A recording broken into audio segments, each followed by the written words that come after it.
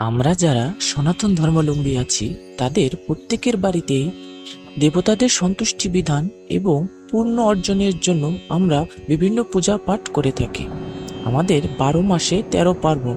এই 13টি পার্বণ উদযাপন করতে আমরা বিভিন্ন সময় বিভিন্ন দেবদেবতার পূজা করে থাকি।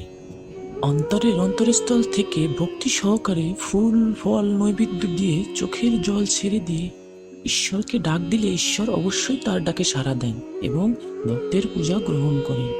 এখন আপনি কিভাবে বুঝবেন যে ভগবান আপনার পূজা গ্রহণ করেছেন এবং তিনি সন্তুষ্ট হয়েছেন?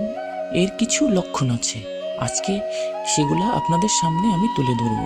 পূজার সময় ধূপের ধোঁয়া যদি ভগবানের অঙ্গ স্পর্শ করে, ভগবানের সামনে অর্পণ করা প্রদীপের শিখা যদি সোজা হয়ে জ্বলে, ভগবানকে নিবেদন করা ফল যদি অধিক মিষ্টি লাগে, ভগবানের উদ্দেশ্যে অর্পণ করা ফুল যদি মাটিতে পড়ে যায়, পুজোর প্রসাদ নিতে যদি আপনার বাড়িতে হঠাৎ কোনো অতিথি আসেন, তাহলে বুঝবেন যে ভগবান আপনার পূজাতে সন্তুষ্ট হয়েছেন।